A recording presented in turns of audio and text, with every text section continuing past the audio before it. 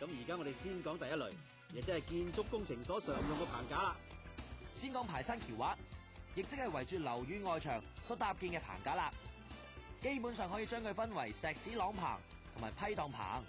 建築法例規定，無論石屎朗棚或者批盪棚，都一定要有雙層棚同埋工作台噶。冇錯啦。咁喺地盤組段期間嘅排山橋畫咧，多數都係臨時喺地面上面搭建嘅。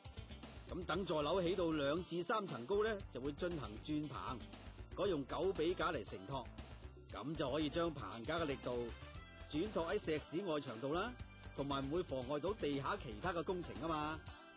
喺建造石屎朗期間，竹棚架一般都係俾板務工友用嘅，每一層都會有一行嘅臨時工作台，一般都會平樓面高度嘅。不過呢個臨時工作台嘅高度咧，喺做泥水工程嗰陣時，仲要再根據新嘅需要而修改噶。除咗工作台之外，每隔幾層就會見到斜縫，係咪愛嚟裝垃圾噶？唔係愛嚟裝，而係阻止啲泥頭沙石外泄之用噶。通常每隔6層度咧，都要用竹搭建斜縫，佢伸咗排山大約1.5米，而最低嗰層咧，當然就要闊啲啦。一般都會伸出大概係3米嘅。咁至於每隔10層度咧，就要喺工作台上搭建一層運身橋，作用就好似斜棚一樣，用嚟攔截垂直下跌嘅沙石碎料嘅。而喺排山上亦都要掛上圍網，同樣係用嚟防止沙石碎料外跌，所以圍網一定要紮實。搭口位通常要有300 mm， 而一般嘅駁網方法咧，就係將2層網嘅指定搭口尺寸綁實，又或者用織網嘅方式嚟接合。由於現時每層石屎朗嘅施工進度期比較緊迫啊，往往要喺短嘅時間入邊完成，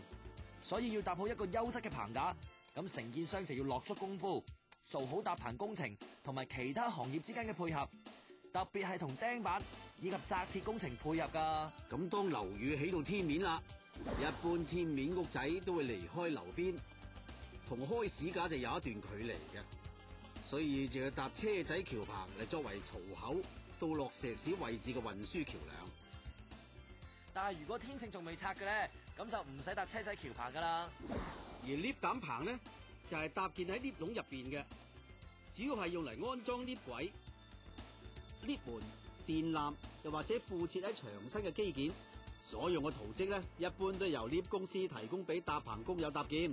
因為咁樣先可以配合翻不同嘅安裝要求噶嘛。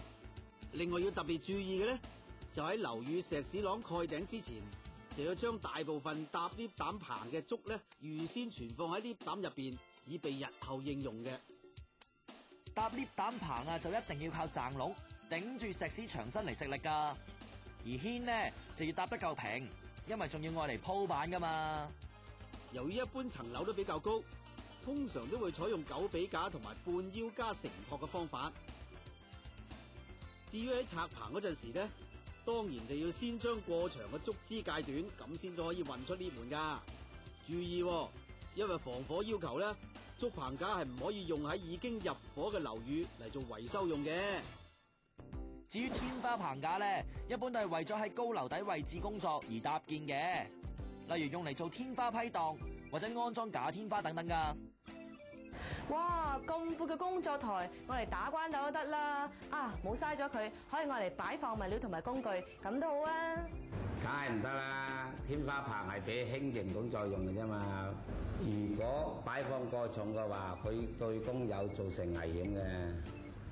唔該晒黎師傅，我仲知道一般嘅天花棚架都會搭安全同埋平穩嘅樓梯，愛嚟俾工友上落用嘅，同埋一啲商場嘅維修工程都會用到天花棚架喎。